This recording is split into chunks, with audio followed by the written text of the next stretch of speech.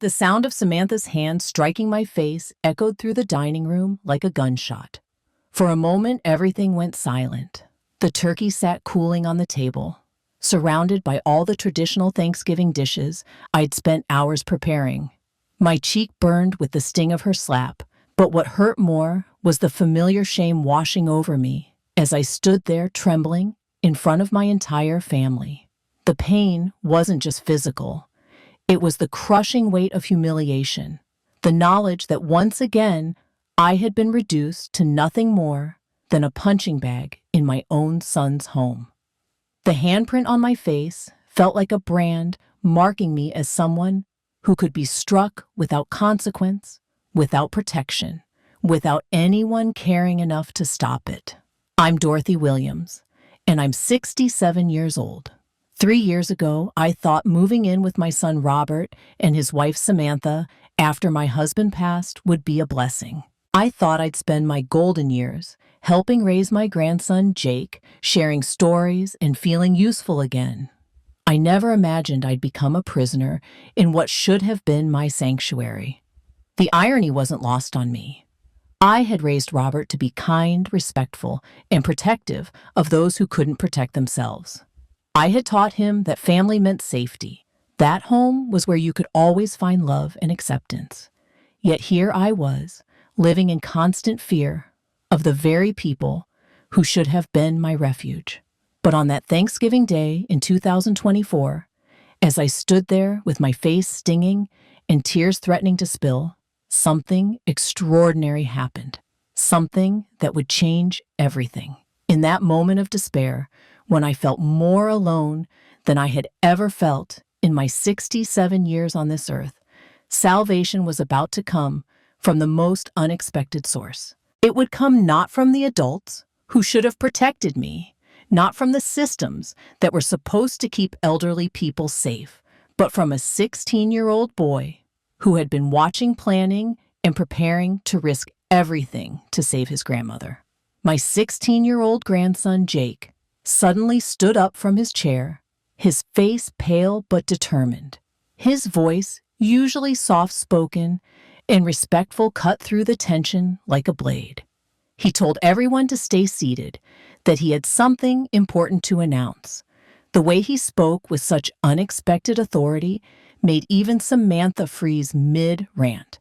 I had never heard Jake speak with such command, such unwavering confidence. This wasn't the quiet, thoughtful boy who usually deferred to adults. This was someone who had made a decision and was prepared to see it through regardless of the consequences. The transformation was startling, and for reasons I couldn't yet understand, gave me the first glimmer of hope I'd felt in months. Jake pulled out his tablet and set it on the dining table where everyone could see. His hands shook slightly, but his voice remained steady as he explained that for the past month, he'd been secretly recording everything, every cruel word, every shove, every moment of abuse I'd endured in this house. He'd been building a case, he said, working with a police officer he'd met months earlier. The words hit me like physical blows. My grandson had been watching my suffering, documenting my pain, carrying the weight of our family's terrible secret. The guilt I felt was overwhelming. How had I failed so completely that a 16-year-old child felt responsible for protecting me? What kind of grandmother allows her grandson to witness such horror, let alone feel compelled to fix it? But beneath the guilt was something else, something I hadn't felt in 3 long years, the knowledge that someone cared enough to act. The room erupted. Samantha's face went from flushed anger to pale terror in seconds. Robert, my own son who'd watched his wife torment me for 3 years without saying a word, started stammering excuses. But Jake wasn't finished. The panic in Samantha's eyes was unmistakable. This was a woman who had spent years carefully crafting her public image while tormenting me in private. She had been so confident that her abuse would remain hidden, that my word against hers would never be believed. The idea that there was actual evidence, undeniable proof of her cruelty, shattered her composure completely.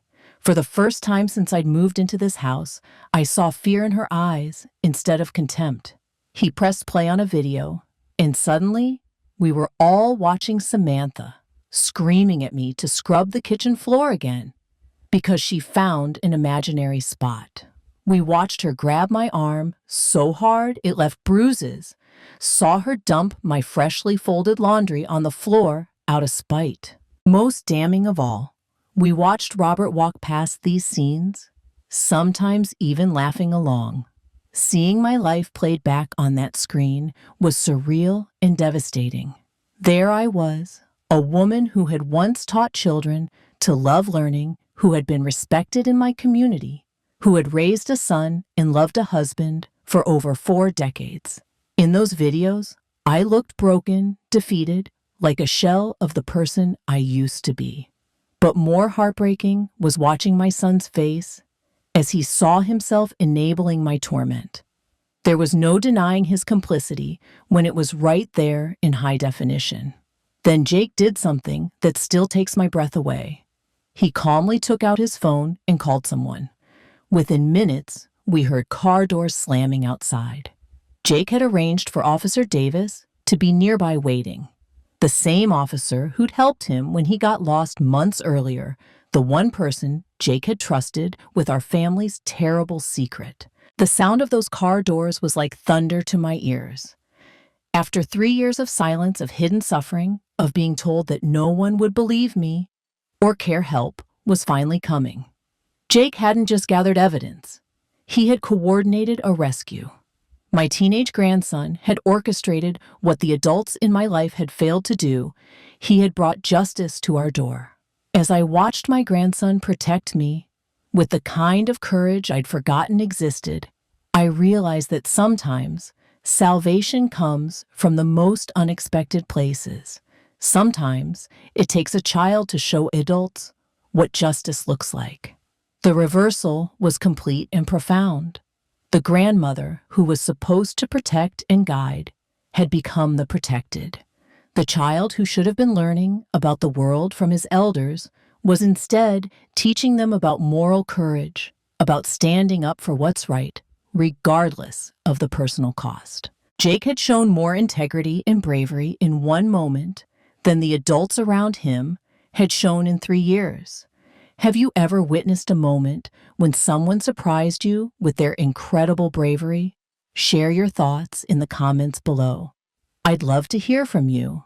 But first, let me tell you how we got to this point, because the road to that Thanksgiving revelation was longer and darker than you might imagine. 3.5 years ago, I was a completely different woman. I lived in a cozy little house on Maple Street with my husband of 42 years, Harold. We had our routines, our garden, our weekly bridge games with the neighbors. I was still working part-time at the local library, helping children discover the magic of books. Life wasn't perfect, but it was mine. That house on Maple Street represented everything I treasured about my independent life. Harold and I had painted every room, planted every flower in the garden, and filled every corner with memories. The kitchen where I baked pies for church functions, the living room where we watched old movies together, the bedroom where we'd whispered our dreams and fears for over 4 decades. It was more than a house. It was the physical embodiment of our love story. Then Harold had his heart attack. One minute he was laughing at something on television, the next he was gone. Just like that, my entire world crumbled. The grief was overwhelming, but what came after was almost worse. The crushing loneliness and the realization that I couldn't manage everything on my own anymore. Losing Harold wasn't just losing my husband. It was losing my identity, my purpose, my sense of place in the world. Suddenly, the house felt too big, too quiet, too full of memories that hurt to remember. Simple tasks that Harold and I had shared became mountains I had to climb alone. The garden we'd tended together became a reminder of loss. Even the bridge games with neighbors felt hollow without Harold's terrible jokes and competitive spirit. Robert, my only child, seemed genuinely concerned about me living alone at my age. He and Samantha had just bought a larger house in Denver with plenty of space And Jake was only 13, then still young enough to benefit from having his grandmother around, or so we all thought. They painted such a beautiful picture. Family dinners every night, helping Jake with his homework, being part of their daily lives, instead of just a holiday visitor. I was vulnerable in my grief and desperate for purpose, for a way to feel needed again. The invitation felt like a lifeline, a chance to matter to someone, after feeling invisible in my own life. I couldn't see the warning signs because I didn't want to see them. I needed to believe that my son loved me enough to want me close, that I still had value as a grandmother and family member. I remember how excited I felt, packing up my little house, donating most of my furniture, and keeping only my most precious belongings. I thought I was moving toward love and purpose. I thought I was going to be needed and valued. Looking back, I realize how carefully I selected what to keep and what to leave behind. Every item I chose to bring felt significant, like pieces of my identity I couldn't bear to lose. Harold's favorite coffee mug, the photo albums documenting our life together, my collection of first edition children's books from my years as a librarian. I thought I was curating the important things, but I was actually dismantling the life I'd built and reducing myself to what could fit in a few boxes. The first few months were actually wonderful. Samantha seemed genuinely happy to have help with cooking and cleaning. Jake would sit with me for hours, listening to stories about his grandfather and asking about our family history. Robert appeared relieved that I was there to help manage the household, while he worked long hours in construction management. During those early months, I felt like I had found my place again. Samantha would compliment my cooking, asking for recipes and techniques. Jake seemed fascinated by the stories of his grandparents' courtship and early marriage. Robert would come home from work and actually seem pleased to see me asking about my day and including me in family decisions. I thought I had successfully rebuilt my life, that moving in with them had been the right choice after all. But slowly, things began to shift. It started with small comments about how I did things differently than Samantha preferred. She'd redo the dishes I'd washed, claiming they weren't clean enough. She'd refold the laundry I'd carefully sorted, sighing dramatically about having to fix my mistakes. When I offered to cook my famous pot roast recipe, she'd wrinkle her nose and suggest ordering pizza instead because she wasn't sure about my seasoning. The changes were so gradual, so subtle, that I almost convinced myself I was imagining them. But looking back, I can see how calculated it was. Samantha was systematically undermining my confidence, making me question my competence, establishing her authority over every aspect of the household. What I thought were helpful suggestions were actually the early stages of a campaign to make me feel useless and unwanted. Robert, who used to defend me when he was younger, would just nod along with whatever Samantha said. I told myself they were still adjusting to having me there, that these were normal growing pains of a multi-generational household. I convinced myself that if I just tried harder, was more careful, more accommodating, things would smooth out. The most painful part was watching my relationship with Robert deteriorate. This was the little boy I had comforted through nightmares, the teenager I had supported through his awkward years, the young man I had helped establish his independence. Somewhere along the way, he had stopped seeing me as his mother and started seeing me as a burden. His loyalty had shifted completely to Samantha, and I became just another household management issue for them to handle. I had no idea that Samantha's small criticisms were just the beginning. I didn't realize that my son had already chosen his side, and it wasn't mine. Most heartbreakingly, I had no clue that my teenage grandson was watching everything unfold, already worrying about me in ways that no child should have to worry about an adult. If I had understood what was really happening, If I had recognized the patterns that domestic violence experts know so well, maybe I could have protected not just myself, but Jake from having to witness what was coming. But abuse is insidious precisely because it doesn't announce itself. It creeps in, disguised as concern, as high standards, as what's best for everyone. If I had known then what I know now, I might have run back to my little house on Maple Street while I still could. But hindsight is cruel that way. It shows you all the exit doors you didn't see when you needed them most. The transformation didn't happen overnight. Abuse rarely does. It creeps in like fog, so gradually that you don't notice how thick it's become until you can barely see your own hand in front of your face. The metaphor of fog is particularly apt because it describes not just the gradual nature of abuse, but also how it clouds your judgment, makes familiar landscapes unrecognizable, and leaves you disoriented and unable to find your way. When you're in the middle of it, you lose perspective on what's normal, what's acceptable, what you deserve as a human being.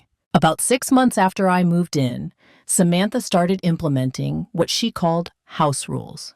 She explained that since I was living in their home, rent-free, it was only fair that I contribute more than just help with Jake. She made a chore chart like I was a child, listing my daily responsibilities. Breakfast ready by 7 dishes, done by 9 laundry sorted, and started by 10 floors mopped every other day. The chore chart was humiliating, but it was also strategic. By putting my responsibilities in writing, Samantha created a document that made her expectations seem reasonable and my performance measurable. If I failed to meet any item on the list, she had concrete evidence of my inadequacy. It transformed me from a family member contributing to the household into an employee who could be evaluated, criticized, and ultimately found wanting. At first, I didn't mind. I'd always been an organized person, and staying busy helped distract me from missing Harold. But the rules kept multiplying. I couldn't use the television during her favorite shows. I needed permission to invite my old friends over. My bedroom had to pass her inspection. Every morning, bed made with hospital corners, no personal items left on surfaces. Each new rule felt like another bar on my cage, another way my autonomy was being stripped away. What had started as reasonable expectations for a shared living space became a system of control that governed every aspect of my daily existence. I began to feel like I was living in an institution rather than a family home where my every movement was monitored and judged. The criticism became constant and cutting. When I'd cook dinner, she'd pick at every element. The chicken was too dry. The vegetables were overcooked. The seasoning was bland. She'd make faces while eating, sometimes pushing her plate away dramatically and declaring she'd lost her appetite. Robert would just eat silently, avoiding my eyes when I looked to him for support. Mealtime became a performance where I was always the failing actor. No matter how carefully I planned the menu, how precisely I followed recipes that had pleased my family for decades, something was always wrong. Samantha had a gift for finding fault that went beyond mere preference. She seemed to take pleasure in dismantling my confidence one meal at a time. And Robert's silence during these critiques felt like betrayal, a daily confirmation that I no longer mattered enough to defend. I started doubting everything about myself. Maybe I really was becoming a burden. Maybe my cooking had deteriorated since Harold died. Maybe I was being too sensitive, expecting too much consideration for someone living in their house for free. The isolation was perhaps the cruelest part. Samantha had a way of scheduling my chores during times when Jake was at school and Robert was at work, so I spent most days alone, with her criticism ringing in my ears. When my old friend Martha called to invite me to lunch, Samantha would remind me that I had responsibilities at home. When I suggested taking Jake to the library or a movie, she'd suddenly have important errands for me to run instead. She began monitoring my phone calls, always finding reasons to interrupt when I was talking to old friends. She'd hover nearby, making comments loud enough for the caller to hear about how busy I was, or how I'd been struggling to keep up with simple tasks. Gradually embarrassed and exhausted, I stopped reaching out to people altogether. The most insidious part was how she framed everything as concern for my well-being. When she restricted my activities, it was because she worried I was overexerting myself at my age. When she criticized my cooking, it was because she cared about the family's health. When she made decisions about my medication schedule or doctor appointments, it was because she wanted to make sure I was properly cared for. Robert bought into this narrative completely. Or perhaps it was simply easier for him to believe his wife was being helpful rather than controlling. Either way, he became her ally in treating me like I was losing my mental faculties rather than being systematically broken down. I had no idea that Jake was already beginning to notice the change in his once vibrant grandmother. The first time Samantha put her hands on me, I convinced myself it was an accident. We were in the kitchen, and I was moving too slowly while she was rushing to get dinner started before Robert came home. She was stressed about a difficult client at her real estate office, snapping at everyone all day. When I didn't move out of her way fast enough, she shoved past me harder than necessary, sending me stumbling into the counter. The corner caught my ribs, and I gasped from the sharp pain. Samantha barely glanced back, muttering something about me needing to pay better attention to my surroundings. The bruise that bloomed across my side over the next few days was deep purple and tender to the touch. But I told myself it was just an unfortunate collision. These things happen in busy households. But accidents, I learned, have a way of becoming patterns. When someone discovers, you won't fight back.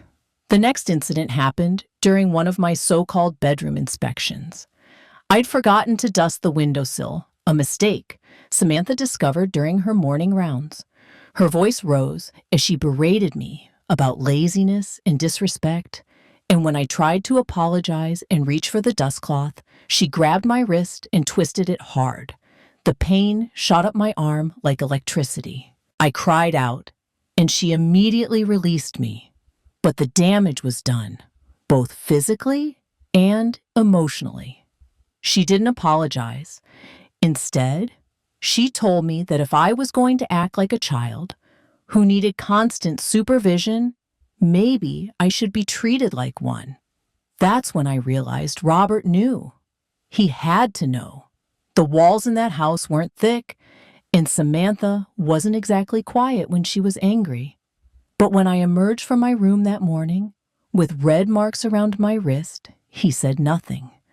When I wore long sleeves to cover the fingerprint bruises that developed over the following days, he pretended not to notice. His silence was almost worse than her violence.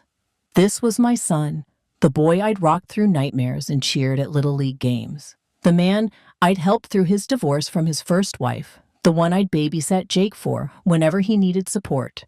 And he was choosing to look the other way while his wife hurt me. The physical abuse escalated gradually. A pinch here, a shove there. Hair pulling, disguised as helping me fix my appearance. Gripping my arm too tightly while guiding me somewhere.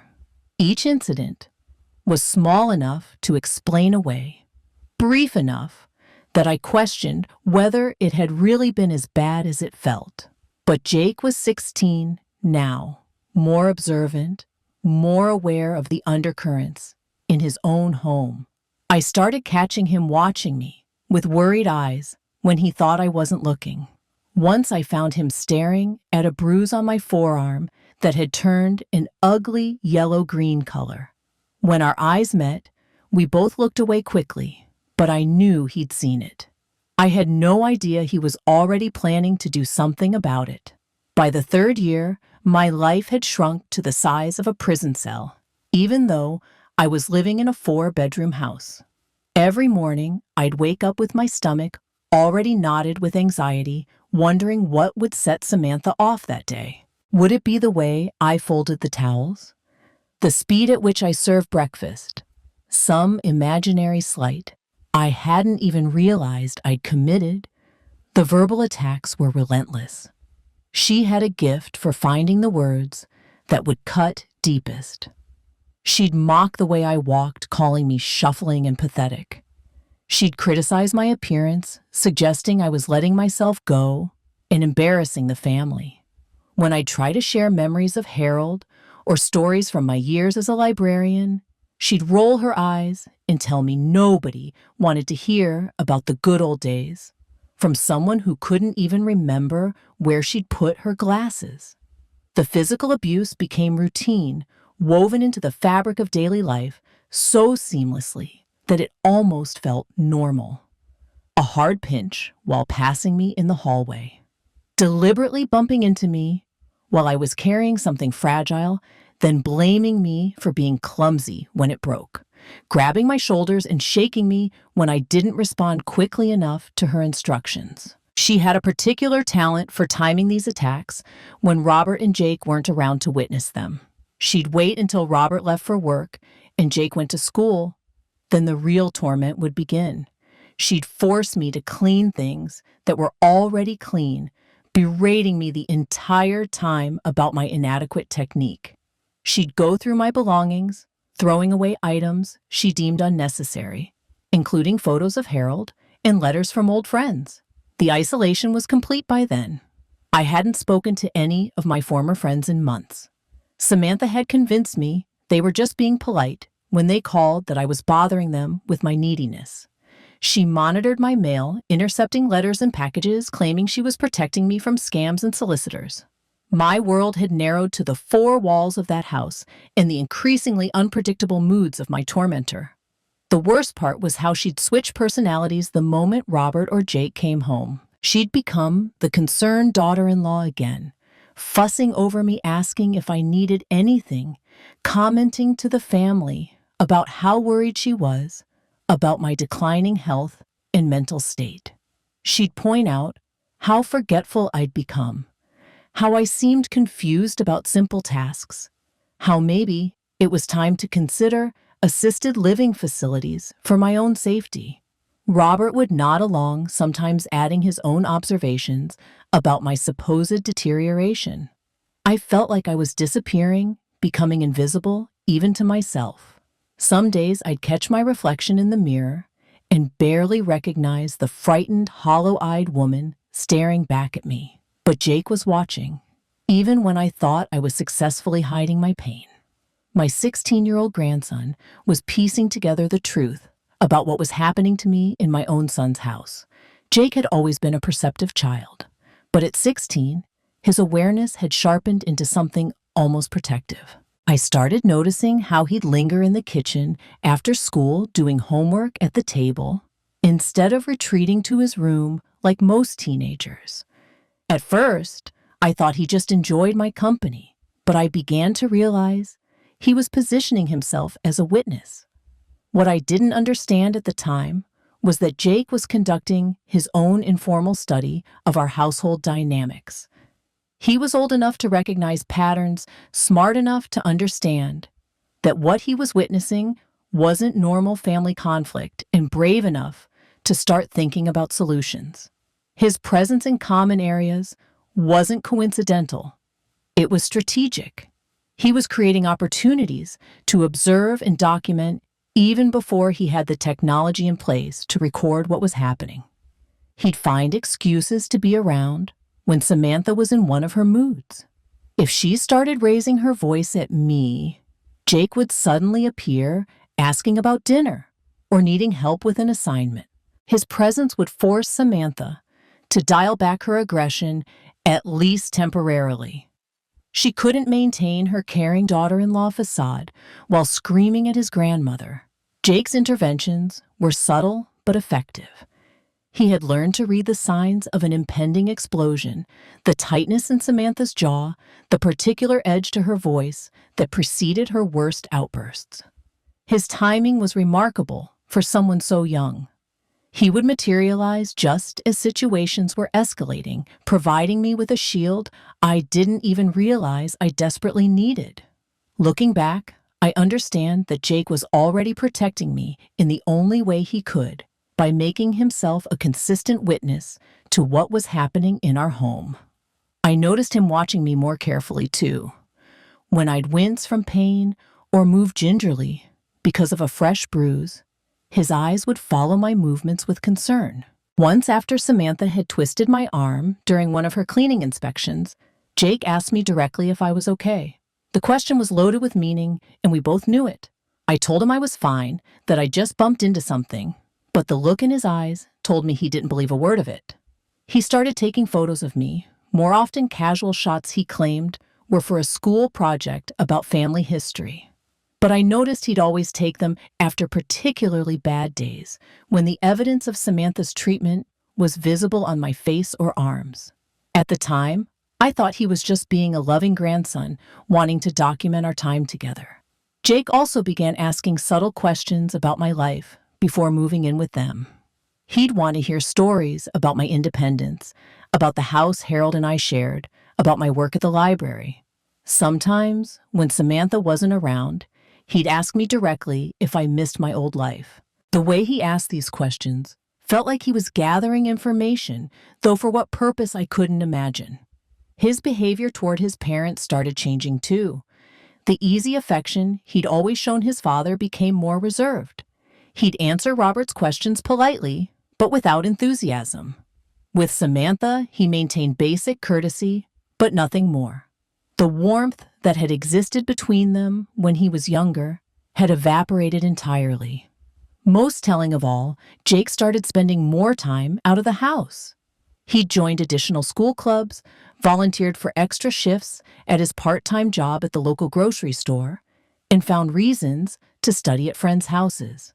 When he was home, he'd stick close to me or retreat to his room. It was as if he couldn't bear to be in common spaces where he might witness something that would force him to take action he wasn't yet ready to take. I should have realized that my grandson was struggling with knowledge too heavy for someone his age to carry alone. But I was so focused on surviving each day that I missed the signs of his own quiet desperation. I had no idea he was already planning something that would require incredible courage and careful preparation. 2 months before that life-changing Thanksgiving, Jake had what seemed like an ordinary teenage mishap that would prove to be anything but ordinary. He'd been walking home from his job at the grocery store when he took a wrong turn in an unfamiliar neighborhood. What should have been a 20-minute walk turned into 2 hours of wandering through streets he didn't recognize, with his phone, battery dead, and darkness falling. The incident that brought Jake and Officer Davis together was one of those moments that seem insignificant at the time, but proved to be pivotal. Jake later told me that he had been so preoccupied with worrying about me, so distracted by the weight of what he was witnessing at home, that he had made the wrong turn without thinking. His mind was consumed with questions about how to help me, whether what he was seeing was actually as bad as he thought, and what options might exist for someone in his position. Officer Davis was finishing his patrol shift when he spotted Jake sitting on a bus bench, looking lost and anxious. Instead of simply giving directions, Officer Davis did something that would change all our lives. He sat down next to my grandson and actually listened. Officer Davis had that rare quality among adults. He treated young people as if their concerns were valid and important. When he saw Jake on that bench, he didn't see a typical teenager who had gotten himself into a minor predicament. He saw someone carrying a burden, someone who needed more than directions home. This wasn't just good policing. It was good humanity. Officer Davis understood that sometimes the most important conversations happen when you're willing to slow down and pay attention to someone who might not otherwise have a voice. Jake later told me that something about Officer Davis's patient, genuine manner made him feel safe in a way he hadn't felt at home in months. When the officer asked if everything was okay, really okay, Jake found himself opening up more than he'd intended. He didn't reveal the full extent of what was happening at home, but he mentioned being worried about his grandmother feeling helpless about a family situation he couldn't fix. What Jake didn't realize at the time was that Officer Davis had extensive training in recognizing the signs of domestic situations. The way Jake spoke about being worried about his grandmother, the stress in his voice when he mentioned feeling helpless, the fact that a 16-year-old was carrying such adult concerns, all of these details painted a picture for an experienced officer. Officer Davis understood that healthy families don't produce teenagers who feel responsible for protecting their elderly relatives from other family members. Officer Davis had been working in community policing for 15 years. He'd learned to recognize when someone, especially a young person, was carrying a burden too heavy for their shoulders. Instead of dismissing Jake's concerns as typical teenage drama, he took them seriously. He explained that sometimes adults get so caught up in their own problems that they don't realize how their behavior affects the young people around them. Officer Davis's experience had taught him that children and teenagers often see family problems more clearly than adults because they haven't yet learned to rationalize dysfunctional behavior as normal. Young people also tend to have a stronger sense of justice, a clearer understanding of right and wrong that hasn't been compromised by years of making excuses for poor behavior. When a teenager expresses concern about an adult's welfare, it's usually because something genuinely problematic is happening. More importantly, Officer Davis gave Jake his card and told him something that would prove prophetic. Sometimes, the youngest person in a family is the only one brave enough to ask for help when it's needed. He assured Jake that if he ever needed to talk, or if the situation at home ever became something he couldn't handle alone, he should call immediately. That conversation planted a seed in Jake's mind. For the first time, an adult outside our family had validated his concerns and offered him a concrete way to take action. Officer Davis hadn't made Jake feel like he was betraying his family by being worried about me. Instead, he'd made him feel like caring about my well-being was exactly what a good grandson should do. Jake told me later that walking home that night with Officer Davis's card tucked safely in his wallet, he felt something he hadn't experienced in a long time. Hope. Not hope that things would magically get better on their own, but hope that there might actually be something he could do to protect me. Have you ever had a chance encounter with a stranger who changed your perspective on a difficult situation? Sometimes the most important conversations happen with people we barely know in moments when we least expect them. But Jake's plan was bigger and more sophisticated than I could have imagined. That chance meeting with Officer Davis was just the beginning of something my grandson had been building in secret for weeks. What I didn't know was that Jake had been preparing for war, not with weapons or threats, but with something far more powerful in the 21st century, documented evidence and digital proof that would be impossible to deny or explain away. Jake's generation understands the power of documentation in ways that previous generations couldn't imagine.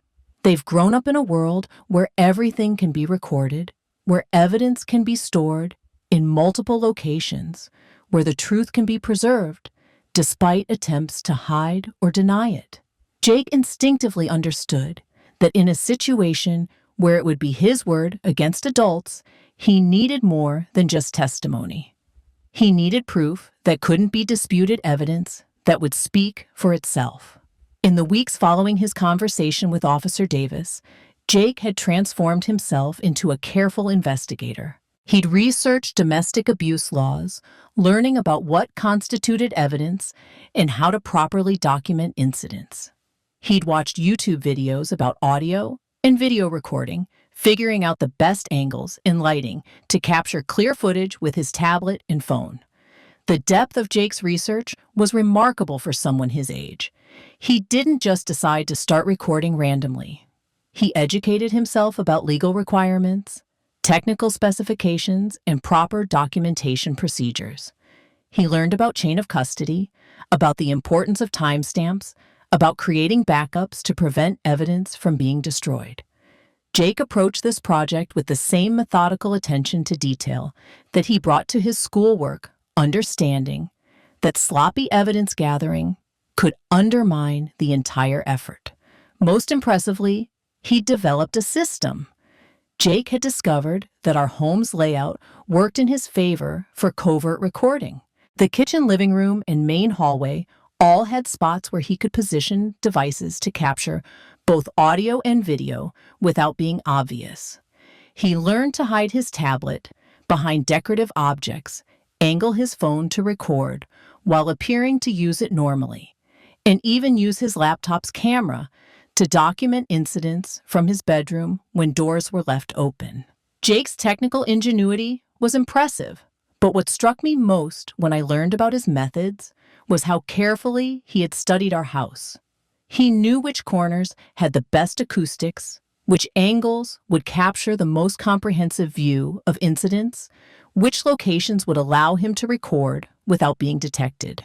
He had turned our home into a crime scene investigation, complete with multiple vantage points and redundant recording capabilities.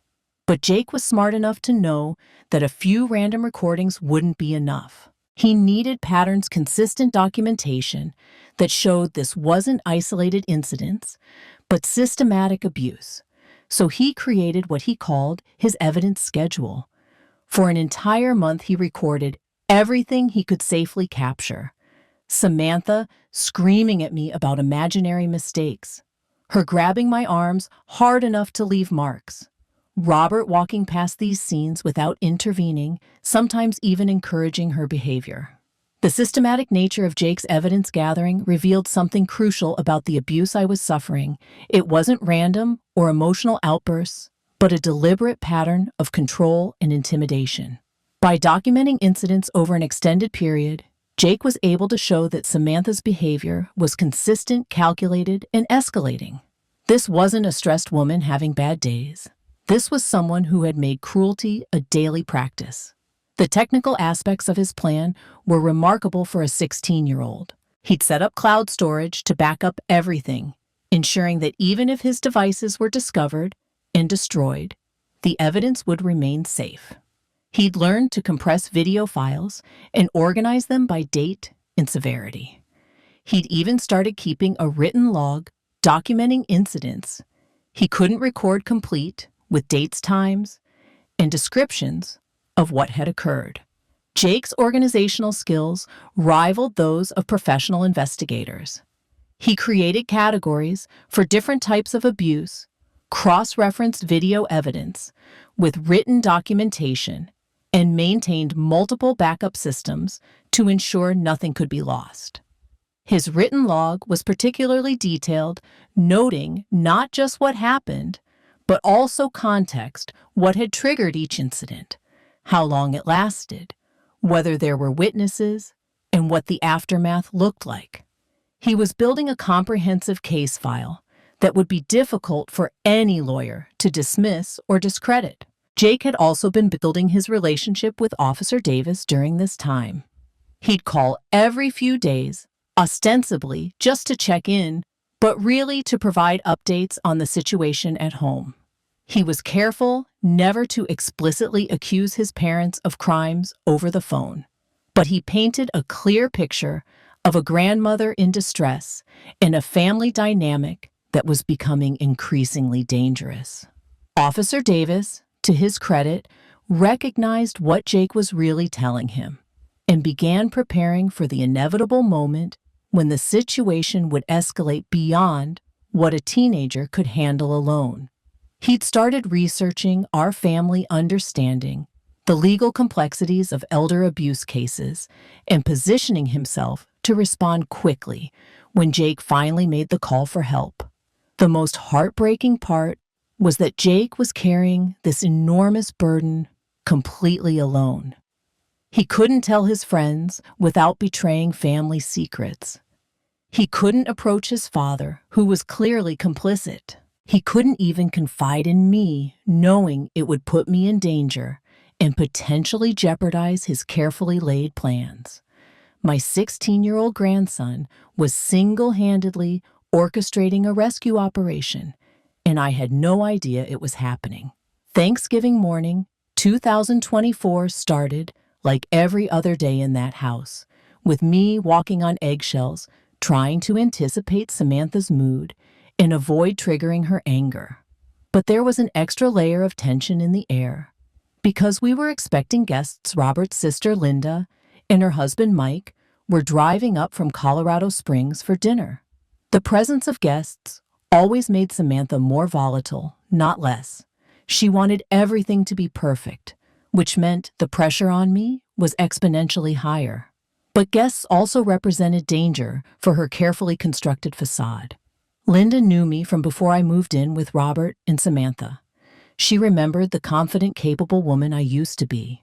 If Samantha's mask slipped in front of Linda, if her treatment of me became too obvious, there could be questions, concerns, potential interference in the system of control she had spent 3 years perfecting.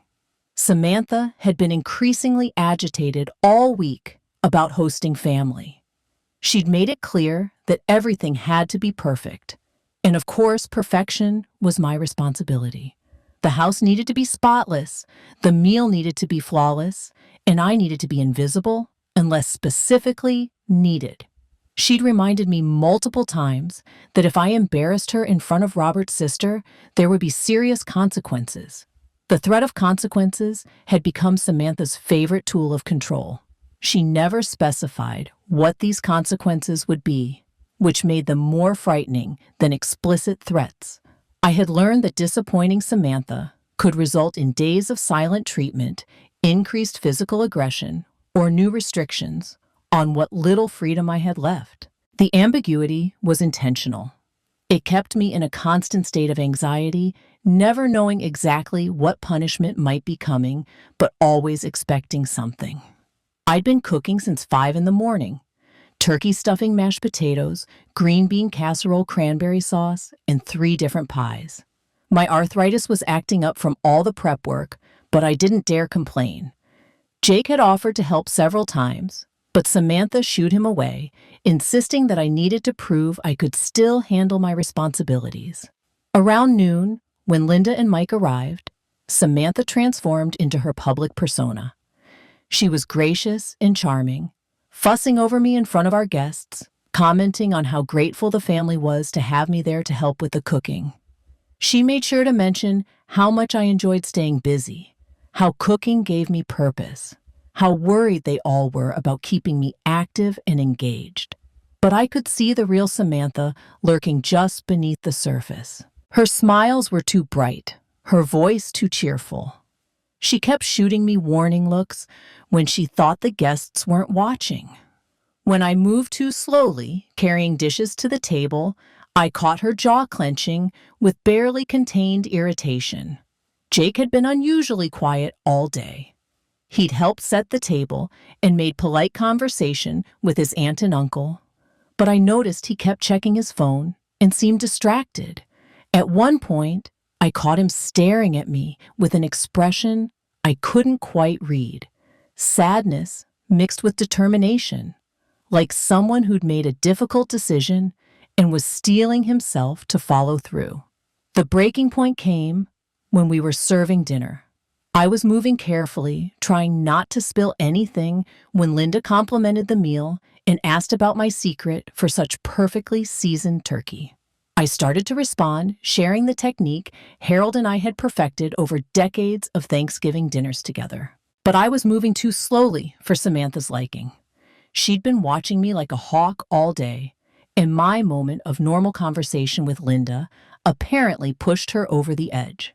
In front of everyone, Linda, Mike, Robert, and Jake, she snapped at me to hurry up, that everyone was getting cold food because I was too busy chatting to do my job properly. The room went quiet. This was the moment when her mask finally slipped completely. and there was no taking it back. What happened next felt like it unfolded in slow motion. I mumbled an apology and tried to move faster, but my hands were shaking from embarrassment and the weight of the serving dish. That's when Samantha lost complete control. She stormed over to me, her face twisted with rage, and screamed that I was ruining Thanksgiving for everyone with my incompetence. Before I could react, her hand flew across my face with a crack that echoed through the dining room. The force of the slap sent me stumbling backward, nearly dropping the turkey platter. The silence that followed was deafening. Linda gasped audibly. Mike's fork clattered to his plate. Robert sat frozen, his face pale, but offering no defense of his own mother. And Jake looked like he'd been waiting for exactly this moment. My grandson stood up slowly, his chair scraping against the floor. His voice when he spoke was steady and clear, in a way that commanded everyone's attention. He told everyone to stay seated, that he had something important to show them, something that would explain why his grandmother had just been assaulted in front of the entire family. Jake pulled out his tablet with hands that barely trembled, despite what I now know must have been enormous nervousness. He set it on the table where everyone could see the screen and announced that for the past month, he'd been documenting the systematic abuse I'd been suffering in this house. Every cruel word, every violent act, every moment of cruelty that Robert had witnessed and ignored.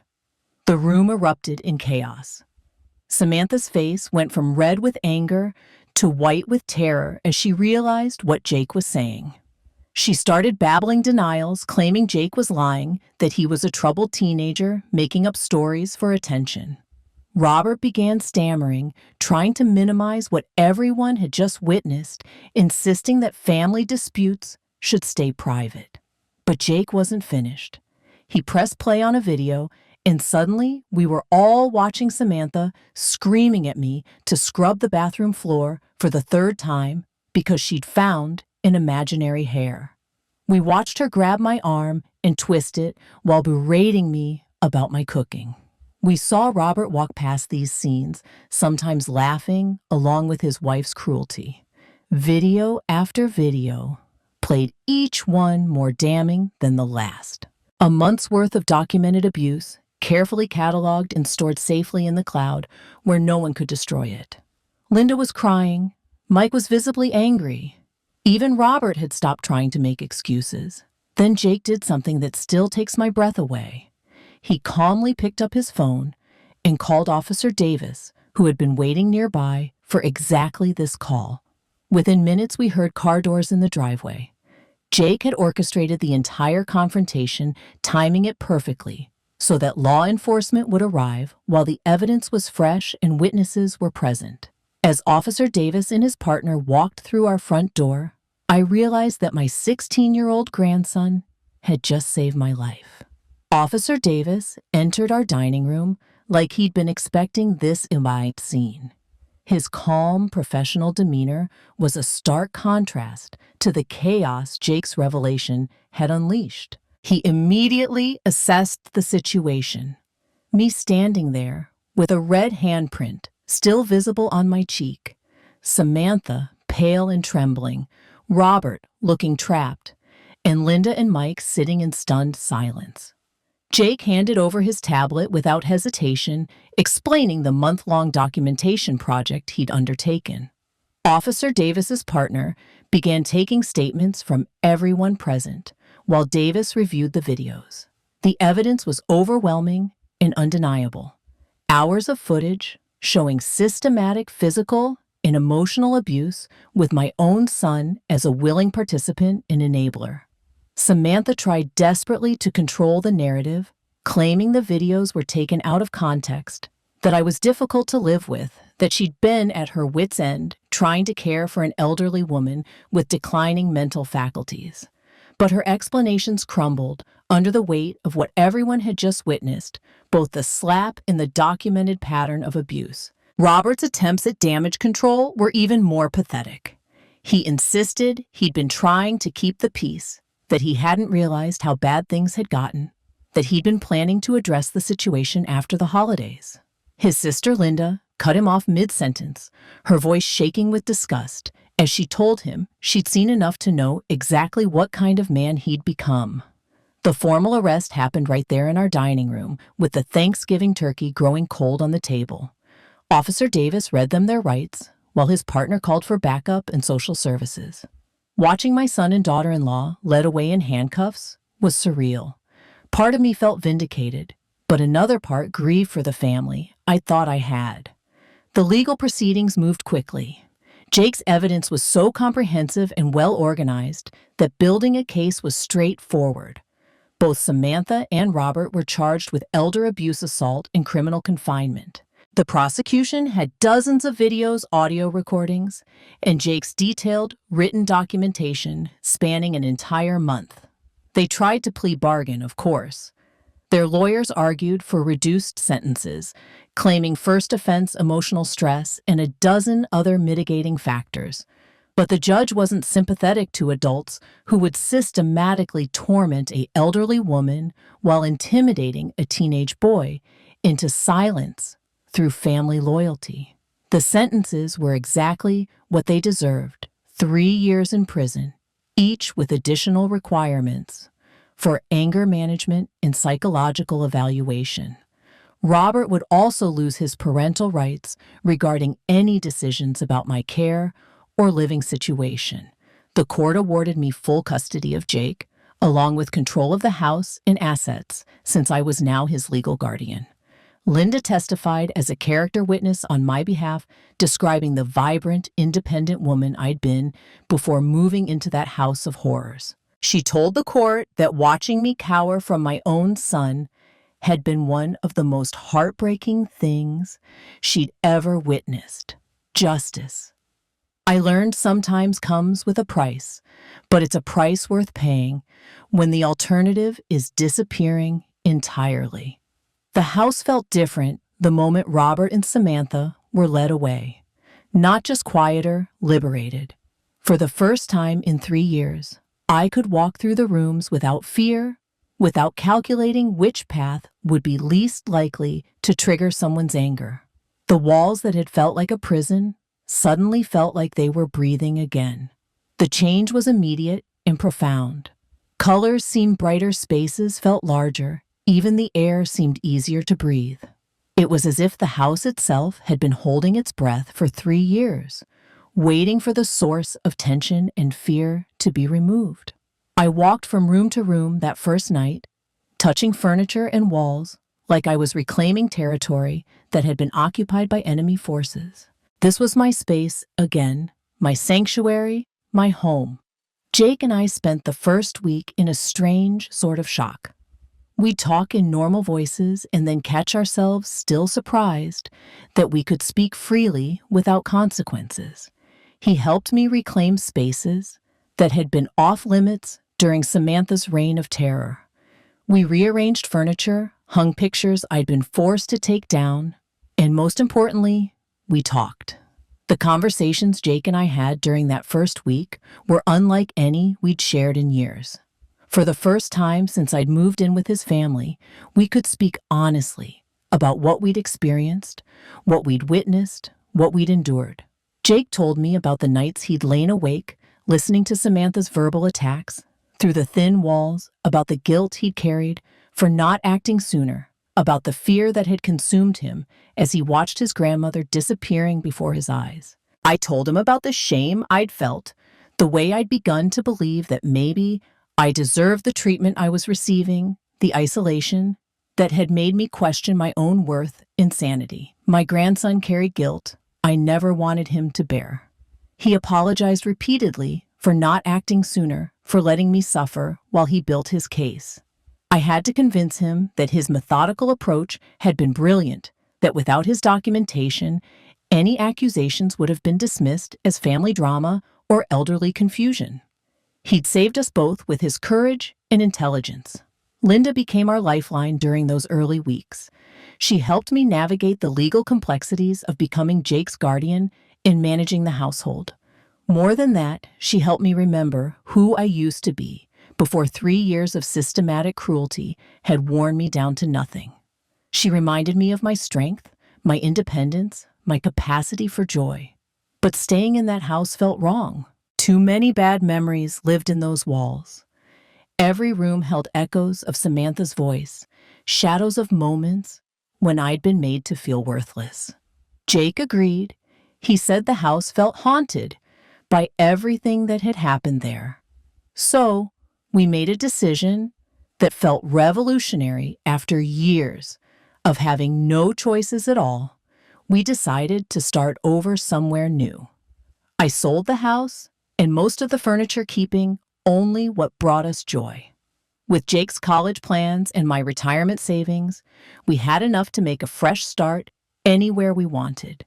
We chose a small town about 2 hours away, close enough to maintain connections, but far enough to feel like a complete new chapter. I found us a cozy 2-bedroom house with a front porch and a garden space where I could grow vegetables again. Jake researched the local high school and was excited about their robotics program and debate team. Moving day felt like emerging from a cave into sunlight. Jake carried my boxes of books, the ones Samantha had tried to throw away, and helped me arrange them in our new living room. We ordered pizza and ate it, sitting on the floor, surrounded by boxes and possibilities. That first night in our new home, I heard Jake laughing at something on his phone, and I realized I hadn't heard him laugh freely in years. The sound filled our new house with hope and reminded me that sometimes the end of one story is just the beginning of a much better one. We were going to be okay. More than okay, we were going to be happy. 6 months later, as I write this story, I'm sitting on our front porch, watching Jake practice driving in our quiet neighborhood. He's 17 now, more confident, his shoulders no longer carrying the weight of terrible secrets. The boy who orchestrated our rescue has grown into a young man I'm incredibly proud to call my grandson. Watching Jake drive, seeing his easy smile and hearing his laughter, I'm struck by how much he's changed since that Thanksgiving day. The tension that had become so much a part of his personality has melted away. He moves through the world with the confidence that comes from knowing he did the right thing, that he took action when action was needed, that he saved someone who couldn't save herself. But more than that, he's learned something about his own strength, his own capacity for courage and moral leadership that will serve him well for the rest of his life. Our new life isn't perfect, but it's ours. I volunteer at the local library 3 days a week, helping children discover books the way I used to do before my world became so small. Jake has joined the debate team and made friends who visit our house regularly, filling it with laughter and teenage energy. For the first time in years, our home feels alive. The healing process has been gradual. Some days, I still catch myself tensing when I hear raised voices, still apologize unnecessarily for minor mistakes. Jake has learned to gently remind me that I'm safe now, that I don't need permission to use the television or invite friends over. We're both learning to trust that good things can happen without hidden costs. Officer Davis visits occasionally, checking on how we're adjusting. He's become something of a family friend, and Jake credits him with giving him the courage to believe that adults could be trusted to help rather than hurt. Their relationship reminds me that there are still good people in the world who will step up when someone needs protection. I think about Robert, sometimes wondering if prison has given him time to reflect on what he became. Part of me hopes he finds a way to understand the damage his silence caused, but I'm no longer waiting for his apology. My healing doesn't depend on his remorse. Jake and I talk openly about what we survived together. He understands now that love sometimes means taking difficult action to protect the people you care about. I understand that courage can come in many forms, and sometimes the smallest person in the room is the one brave enough to speak truth to power. The most beautiful part of our new life is how ordinary it feels. We argue about what to watch on television. Jake complains about chores. I fuss about his messy room. These normal family dynamics, which once seemed impossible, now fill me with profound gratitude. My story isn't unique. Elder abuse happens in families across every community, often hidden behind closed doors and family loyalty. But my story also proves that it's never too late for justice, never too late to start over, and never too late to discover that you're stronger than you knew. If you've been moved by what Jake and I experienced, please share this story with others who might need to hear it. Subscribe to this channel for more stories about Courage Family and the power of speaking up when someone needs protection.